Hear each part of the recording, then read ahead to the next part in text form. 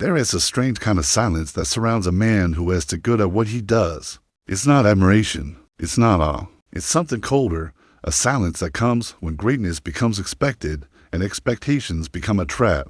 For years, he danced where others brawled. While fists swung in desperation, he moved like water, to precise, to clean, to far ahead. Every strike was a whisper, every dodge a sermon in geometry. But slowly, the applause faded. The crowd didn't understand what they were seeing anymore. It wasn't primal. It wasn't chaotic. It wasn't thrilling. It was just perfect. And perfection, in this sport, is a lonely place. He didn't come to brawl. He came to master. But mastery isn't visceral. It doesn't bleed. It doesn't scream. And that's the curse. When you're too advanced, people stop feeling it.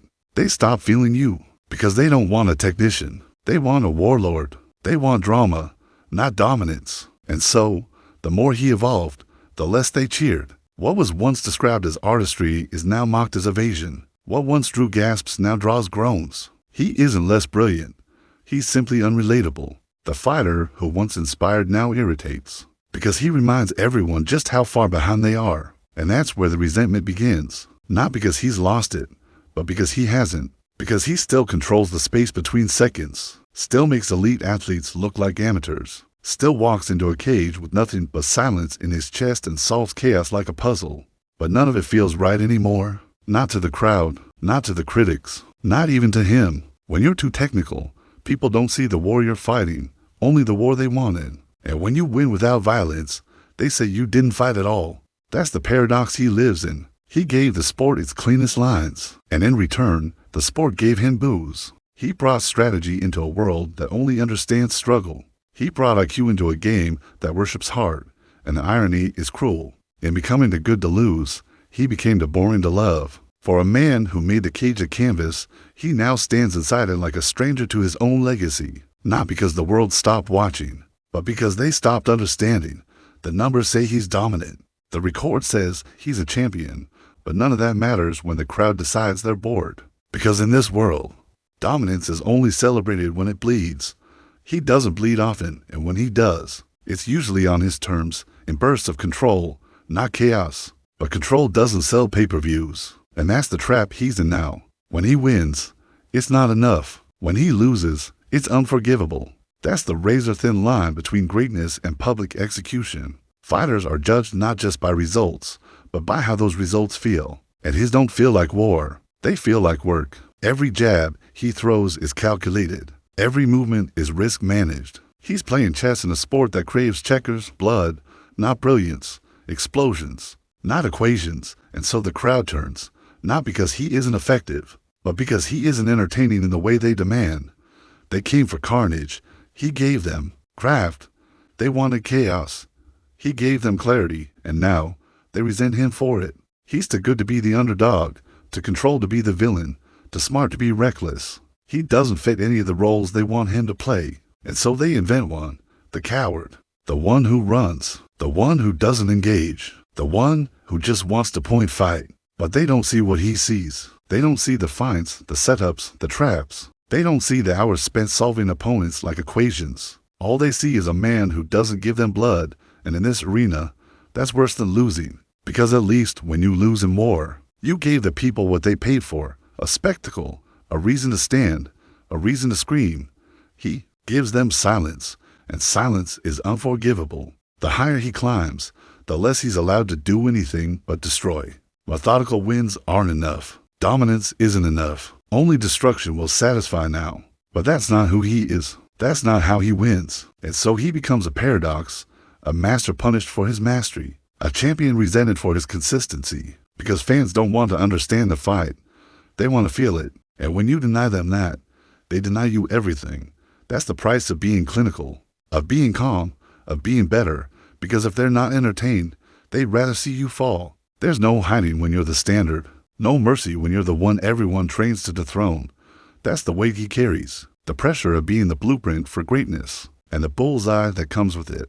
Every up-and-comer studies him like gospel. Every opponent enters the caves not just to win, but to make a name by breaking him. He's not just a fighter anymore. He's a rite of passage. And that makes every fight more than just a contest. It becomes a hunt. They don't just want to outscore him. They want to shatter the myth. He walks into every cage knowing the other man is bringing his best. Not for a paycheck, not for a ranking, but for legacy. Because beating him means something, and surviving him means nothing. So now, he isn't just fighting physical threats, he's fighting emotional ones. Every opponent is fueled by months of obsession. Coaches spend entire camps crafting single moments to exploit his patterns. He's studied, dissected, picked apart like a puzzle. No one fights free against him. They fight possessed. And when you're the target that big, there's no room for an off night. No room for hesitation. No space to just figure it out mid-fight. He has to be perfect every single time. Because if he's not, the headlines won't say he slipped. They'll say he's done. That's the cruelty of being the measuring stick. Your greatness becomes a challenge, not a shield. The more you win, the less you're allowed to falter. And deep down, he knows it. Knows that every round he fights is another round with a loaded gun pointed at his legacy. Knows that no one celebrates his survival anymore. They only count how long it took. Even in victory, there's criticism. Even in dominance, there's doubt. Because perfection doesn't inspire grace. It inspires jealousy. And when you're the benchmark, you're not respected, you're hunted. People don't want to learn from you. They want to end you, because until you're beaten, no one else can rise. So every fight becomes a referendum on his relevance. Every win is expected. Every loss is catastrophic. And the deeper he carves his legacy, the lonelier the road becomes. Because there's no applause for being the measuring stick. Only pressure and silence. All it takes is one moment, one mistake, one punch. Years of dominance, undone in a single blink. It didn't matter that he was winning the fight, that he was in control, that the story was his, until it wasn't. The shot landed, the lights went out, and with them, the illusion of invincibility. He'd been knocked out before, but this was different. This wasn't just a loss, it was a narrative shift. People didn't just celebrate the punch, they celebrated the fall. The memes flooded in before he even left the cage. The mockery was louder than the code, and beneath it all was a cruel undertone. Finally, they had waited years to see him humbled, to see the king crumble, and now they feasted. But what no one saw was what it did to him. Because when your identity is built on control, losing it publicly is more than defeat. It's disorientation. He didn't just fall, he unraveled.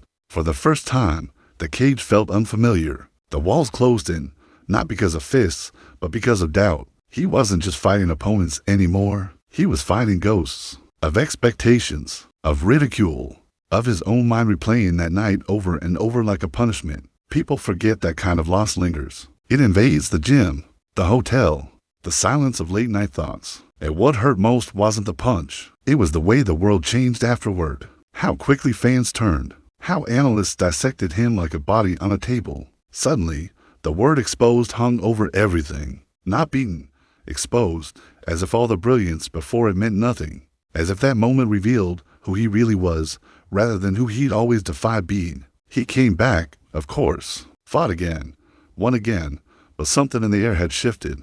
He was no longer untouchable, and, worse, people no longer wanted him to be. The aura was cracked, and with that crack came doubt, not just from outside, but from within. He started chasing moments instead of creating them, started looking for validation, not just victory, because now, even when he wins, there's a whisper beneath it all. But what about Pereira? That one moment became the anchor, and no matter how many times he lifts himself above it, the world keeps pulling him back. He's not haunted by failure. He's haunted by how fast the world forgot everything he was before it. And that's the true trauma of that loss. It didn't just knock him out. It knocked him off center. At some point, the spotlight starts to burn. What once felt like purpose begins to feel like performance. The interviews, the cameras, the stage swagger, they all become armor, not for protection, but for distraction, to hide what's really going on behind the eyes. Because fame doesn't elevate everyone. Sometimes it erodes them. And beneath the sunglasses, behind the flamboyant fits and callouts, there's a man trying to remember why he started all this in the first place. He didn't come to be famous. He came to be great. But now those two things are chained together, and one is suffocating the other. Fame demands energy, attention, consistency. It wants quotes, not truth. Flash, not focus. And when you're at the top for this long, it starts to wear you down. Not from the outside, from the inside. The camps feel longer, the cuts deeper, The cage heavier. What used to be hunger starts to feel like obligation. The joy of the fight fades into the grind of the job, because when you become a brand, there's no room for peace. Only promotion, only pressure, and it starts to get louder in the quiet moments. The nights after the win, when the crowd's gone and the belt's back in its case, when the adrenaline's gone, and the question comes, why am I still doing this? Not out of fear, not out of failure, but out of fatigue, because fighting used to be his way out, his way forward, his sanctuary. Now it's a stage, a place where expectations drown instinct, where image fights identity, where every move inside and outside the cage is analyzed, repackaged, and judged. The toll isn't just physical, it's emotional, it's spiritual. You see it in the way he talks now, the flashes of irritation, the detachment, not because he doesn't care, but because he cares too much and doesn't know where to put it anymore. He's no longer fighting to prove people wrong. He's fighting to stay connected to something real, to remember why he fell in love with the violence, to feel something in a world that's turned him into a product. Because when the crowd only loves you when you bleed, what happens when you're too tired to bleed for them? What happens when winning feels more like relief than triumph? What happens when the cage, once a kingdom, starts to feel like a prison? That's where he is now. Still sharp, still dangerous, still elite, but more than anything, just tired. There comes a moment when every fighter looks around and asks, was it worth it? Not the belts, not the money, but the cost. Because legacy doesn't come cheap. It takes your body. It eats your youth. It builds you up just to see if you can survive being torn down. And he has. But at what cost? The roar of the crowd doesn't fill him like it used to. The cheers feel hollow. The boos don't sting. They just echo. He's given everything to this game. And in return, the game keeps moving the goalposts. Win, and you're expected to dominate. Dominate, and you're called boring. Show personality, and you're arrogant. Show doubt, and you're weak. There's no winning outside the cage. Only judgment. Only noise. And so he finds himself at the crossroads every great one reaches. Do I keep going to protect the legacy? Or do I walk away to protect myself? Because legacy is cold comfort when love is gone. Not the love of the fans. That's fickle. It changes with the wind. But the love of the craft, the love of the fight, and that's what's fading. He doesn't fear losing. He fears not caring if he does. He used to walk to the cage with fire in his chest. Now, sometimes he walks with questions. Not about his skill, that's still there, but about his purpose. What does another win do for him? Another defense? Another post-fight interview repeating the same lines to people who've already decided who he is. When the fire starts to dim, it's not always obvious. There's no warning bell.